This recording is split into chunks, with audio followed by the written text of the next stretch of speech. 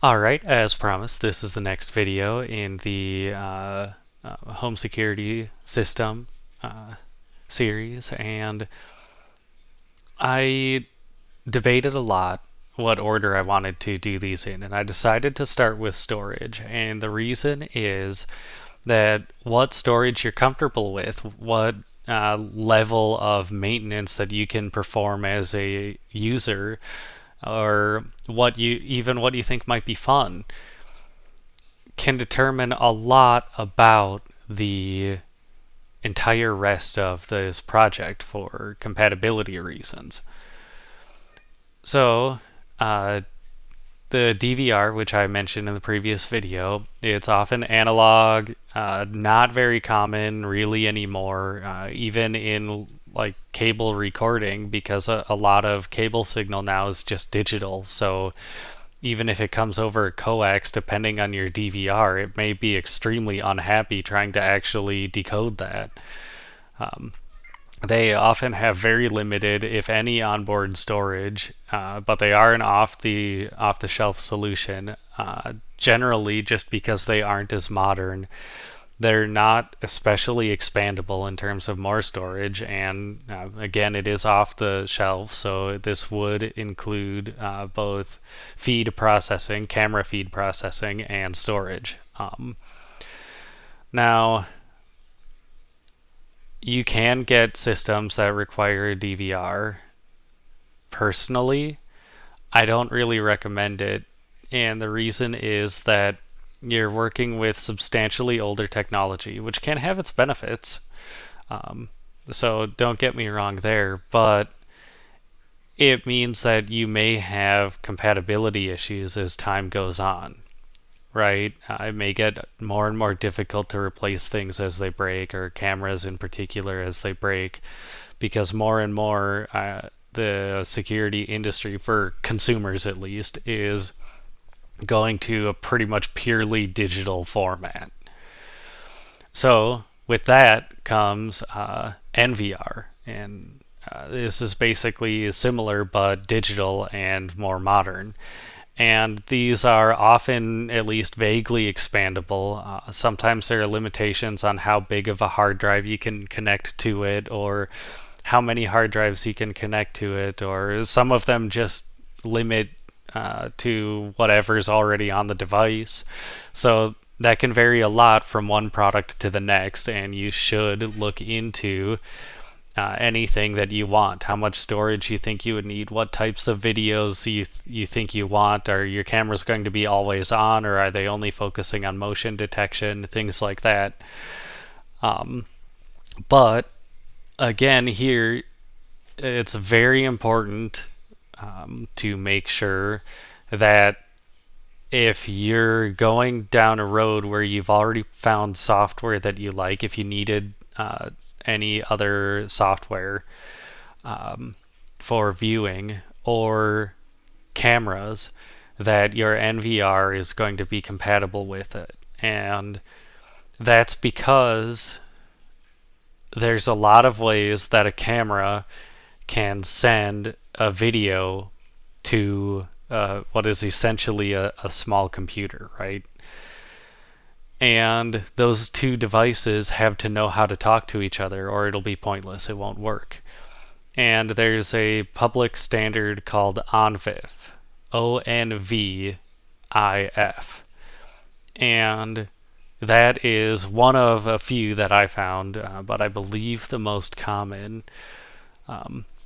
publicly available general protocols that make sure these two things can talk to each other. If the camera says ONVIF, the software says ONVIF, your NVR says ONVIF, everything is ONVIF, everything should play nicely together. But you really should, with NVRs, just because they use an open standard doesn't mean they will actually work with it, right? The manufacturer is free to say, well, we use the ONVIF protocol for communication with other devices, but we firmware limit you to only our products. There's nothing necessarily to stop them from doing that. So it's worth being very careful at the NVR stage about compatibility if that's what you're going to choose. And there is another option I'll get to. But if that's what you're going to choose, it's very important to make sure that you're not going to be too limited in compatibility. And to do some research ahead of time and make sure as you select more components in your chain for the rest of your system that everything is going to talk nice to each other. And there's nothing wrong with prototyping. Getting one camera, a cheap or used NVR off Facebook Marketplace or whatever, and just playing around with it to see what you think. There's nothing wrong with that. So, this is my personal favorite solution. It's not for cost reasons. It's just because as time goes on, it's the most flexible solution. And meaning that I, as a user, have full control over it. I can expand or shrink it as I desire. I can configure how things are stored, when they're stored, where they're stored exactly. I can configure how I access them, where they can be accessed from. But the thing that will be intimidating to most people, I'm fortunate in that I have experience with lots of different types of computers, but the thing that will be intimidating to a lot of people is for this to work, you need a device that's always on. And what I mean by that is in this case, you don't have an NVR to help you. You have to have basically a computer or other processing device that isn't really a recorder, just like a forwarder, I guess, always on your network, turned on around the clock all the time to process incoming video. And that is something Windows is terrible at, especially Windows 10, because of the updates, really. So usually, if you want something like that, you want something Linux or Unix based. For example, Mac OS, I believe, is Unix based. Now, I'm not saying Mac OS is also configured to be always on, but there's a much wider variety of inexpensive options available that are Unix based, which is just another operating system. But it can be very different and intimidating for some people. So if you go through the NVR path, there's really nothing wrong with that. This is just my favorite because I have familiarity and I thought the project would be fun. And it is for me.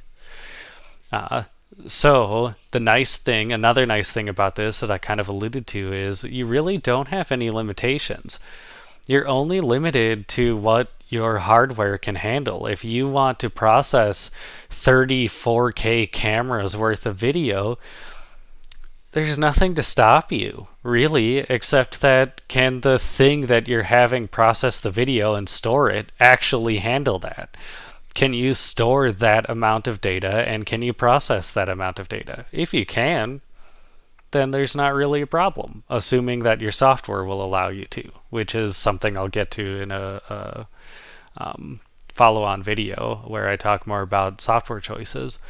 But anyway, those are kind of your main options. And really, I know a few people who have done security systems, and I don't know anyone who has done a DVR for their home. DVR meaning like a fully analog system.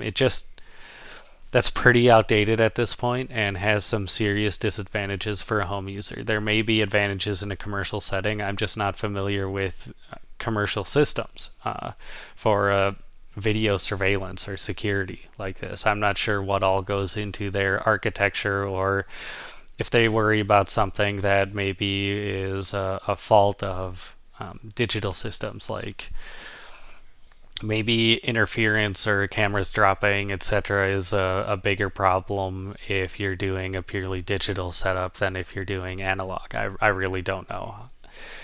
So anyway, that's a video about storage, and if you're interested in follow-on parts of the process, make sure to pay attention. I'll be releasing more videos, and I'll see you guys in the next one.